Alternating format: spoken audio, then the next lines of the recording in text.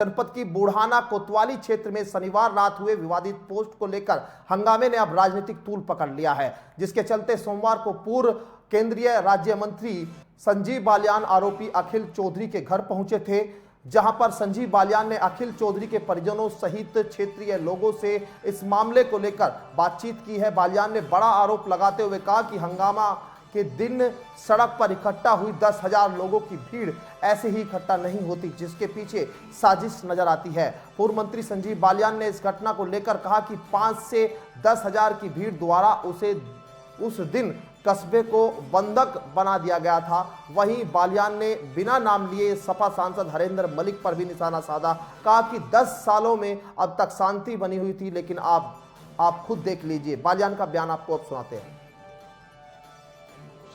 कौन लोग की साजिश है? 10 साल तो पूरी शांति रही, कानून का राज रहा, कोई जाति धर्म के आधार पर भेदभाव हुआ नहीं।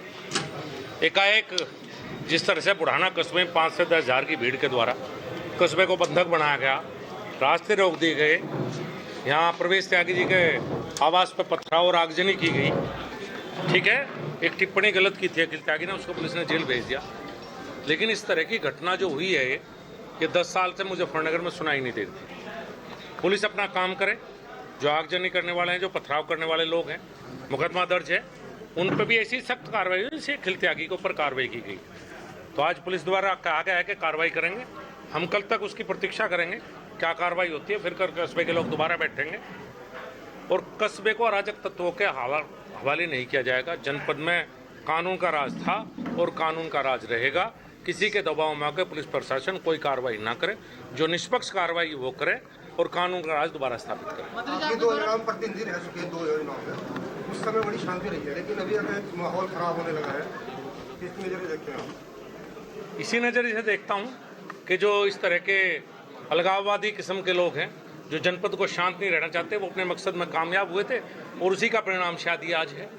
मंत्री जी, आपके द्वारा जिला प्रशासन को चेतावनी भी दी गई है, जल्द से जल्द कार्रवाई कराने बड़ा निश्चित रूप से कस्बे के लोग तय करेंगे और जब कस्बे के लोग तय करके मुझे बुलाएंगे, मैं यही खड़ा पाऊंगा। जिन्हें भी दोषी हैं उनकी गिरफ्तारी निश्चित रूप से करवाई जाएगी। किसी कीमत पर किसी भी दोषी को इसमें छोड़ा नहीं जाएगा। मंत्री जी, समाजवादी पार्टी ने एक बार दंगे के आरोपी कादिर राणा की पुत्रवधू को टिकट दिया है। अब तो जनता को जवाब देना है कि इस तरह के व्यक्तियों को जनता वोट देती है नहीं देती, ये जवाब मीरापुर की जनता को देना है। और मुझे लगता है मीरापुर की जनता का जवाब बिल्कुल उचित रहेगा। ऐसे व्यक्ति को दोबारा ऐसे परिवार को दोबारा विधानसभा जनता नहीं जाने देगी। मंत्री जी, अखिल त्यागी को गिरफ्तार कराने में भी किसी समाजवादी पार्टी के नेता का नाम आ रहा है कि उनके द्वारा फोन किया गया था। चर्चा है, अब मैं उस पर मेरी टिप्पणी उचित नहीं है।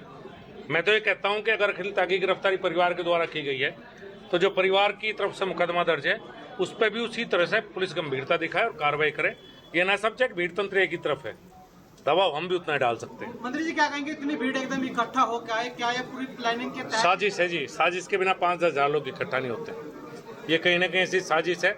ऐसा नेटवर्क एक तैयार हुआ है जनपद में, इस नेटवर्क को पुलिस को देखना पड़ेगा, प्रशासन को देखना पड़ेगा, नहीं तो कभी भी इस तरह की घटनाओं को अंजाम दे सकते। अगर चेतावनी के बाद में नहीं हुआ तो फिर क्या रहेगा? ऐसा तो हो नहीं सकता ना हो, नहीं तो हमारे पे बहुत कुछ है करने के लिए। मीटिंग में भी जो है, हाँ, शांति समिति मीटिंग में भी वही लोग बैठे थे जिन लोगों ने जिन लोगों को इस कस्बे की अराजक माहौल पैदा किया, वही शांति समिति में थे। पूरे कस्बे पे, पूरे शहर पे कब्जा किया। अखिल ने जो किया गलत था, परिवार ने स्वीकार किया, परिवार ने आपको खुद दिया। मैं आप लेकर जाके जो कानूनी कार्रवाई है वो बात वही समाप्त हो जानी चाहिए।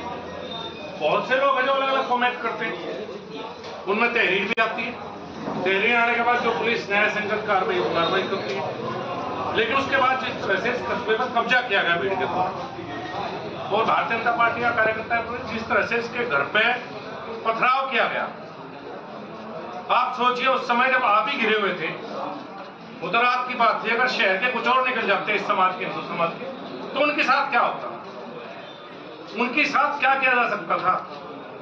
अब ठीक है, आपने कानूनी कार्रवाई की, जेल भेज दिया, आपकी पूरी भूमिका रही प्रशासन की उसे जेल भिजवाने में, जबकि अवेलेबल ऑफेंस है, फिर भी आपने भिजवाया।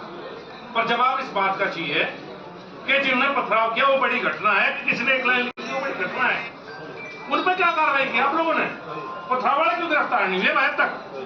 अगर आप भीड़ तंत्र से करवाना चाहते हो तो भीड़ तंत्र तो सब इकट्ठा कर सकते हैं, एक्शन का रिएक्शन होगा, ऐसा काम नहीं चल सकता जो चलाना चाहता है। पूरे कस्बे